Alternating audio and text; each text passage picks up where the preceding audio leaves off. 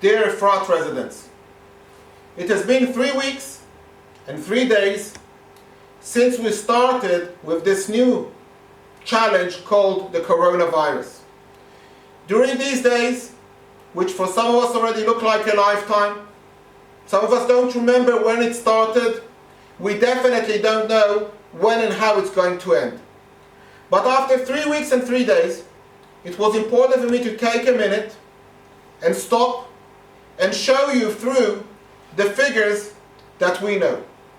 It is important for me to clarify that up until now, 3 weeks and 3 days since we started, the Ministry of Health still doesn't update any of the towns and cities in Israel as to the information of what is going on within its city. What I'm going to present to you now is all due to facts, to people who are willing to stand up and say we have been identified as positive carriers of the coronavirus. They were willing to expose the route of where they were and what they did. They were willing for us to share that information in order to make sure that there are more and more people who are aware of what happened. It is important for me to notify one other thing. When we understood the challenge that we're going to have, a resident of Efrat came up to me and drew my attention. And he said to me the following thing. He said, Oded, the Ministry of Health decides who to send a kit to. After they decide who to send the examining kit to, they ask Magen David Adom to actually send a person to carry out the test to determine whether that specific individual is a carrier or not. The time that it took Magen David Adom to carry out those tests in the first few days were extremely slow. So he came up with this idea. Why don't we train a group of volunteers who regularly volunteer in Magen David Adom to know how to do those tests, and then we will be able to take the kits from Jerusalem, carry them out in Efrat, and thanks to a car that the municipality actually gave those volunteers, they were able to transfer them back to the laboratory extremely quickly. By that, what we did in the first few days, we carried out, just in our little Efrat, the same amount of tests like were carried out in our capital, Jerusalem. That figure of carrying out so many tests in such a short period of time gave us a figure of having a lot of people sick. It doesn't mean that in other places there weren't people sick. It just meant that we were aware of the people who were sick in Efrat, where in other places they still didn't know that they were actually sick. But what it also gave us is the ability to identify the people who are sick, track down their route, publish it, and put as many people as possible in quarantine. That allowed us, now in retrospect, to say that we've managed to manage the spread of the virus.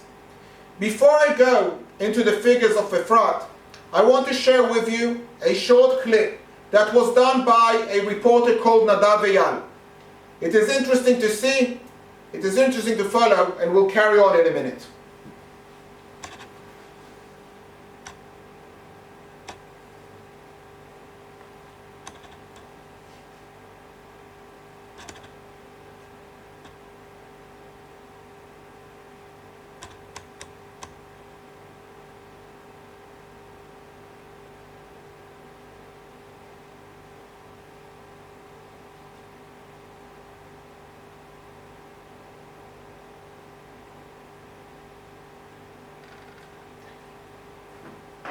This short clip basically presents what I've just said.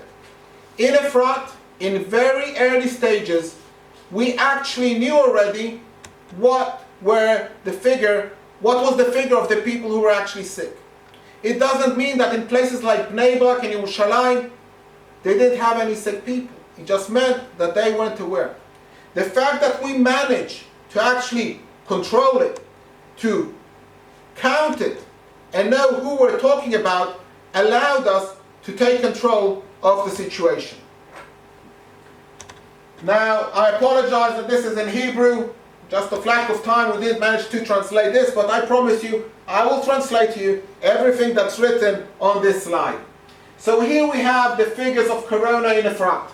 We have in Efrat today, officially, 12,500 residents. Out of them, we did to 469 people tests. 375 people that were actually examined were negative carriers of the virus.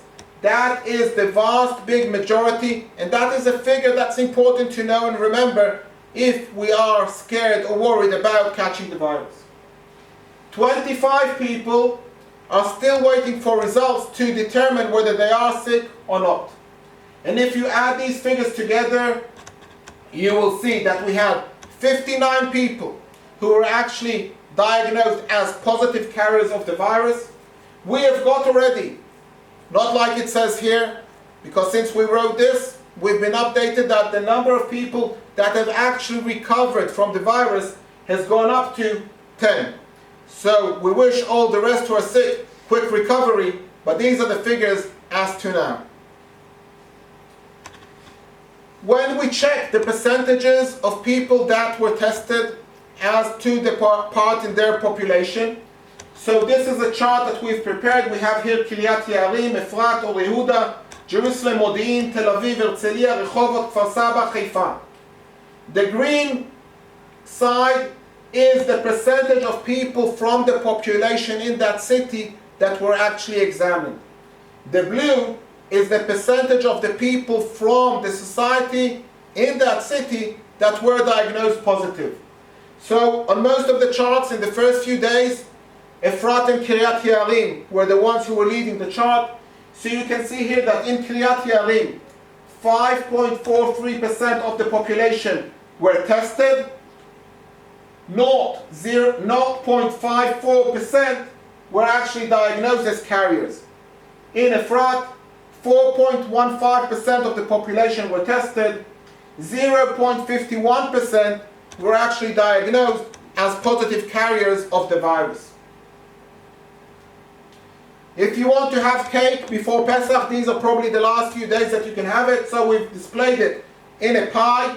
So you can see the number of people that got negative answers that they're not carriers of the virus. That amounts to 77% of the population. We have 12% that they were diagnosed as positive carriers. And we've got about 11% who are actually still waiting for results of their tests. This chart is extremely important and extremely useful for you to understand what has been happening in Efrat. In the first week, we had 34 people who were diagnosed, and they were split into 27 households. It means that almost every household that had somebody who was sick, it was more or less one member of the family. In the second week, look what happened. We had another 25 people who were diagnosed as positive carriers of the virus, but they only added 4 families, which means that if we add these two charts together, you understand that the majority of the people who were diagnosed as positive carriers of the virus in the second week were really members of the families in the first week. So if in the beginning we had almost one person per one family, now we have over 2 people for one family. We've been asked a few times as to how the people who are carriers are split into the different neighborhoods. So here we have, obviously, the Tamar with 42 people who were sick, the Dagan with 2 people who were sick, Dekel with 8 people, Rimon 1 person sick, Tena 2 people who are sick. If we compare this to the number of families, you see that the 42 people sick in the Tamar are split into 23 families. That means almost every family has 2 people who are sick. The Dagan, we have 1 family, 2 people sick. The Deccan, we have 3 families split into 8. 8 people sick split into 3 families. And in Rimon and Tena, we have 1 family each. This is important to understand, that what we have managed to do at the end of the day is basically limit the spreading of the virus going outside of the families that were already diagnosed. In the last few days, we've got 2 new families. None of them actually live in Efrat, but their ID says that they do live in Efrat.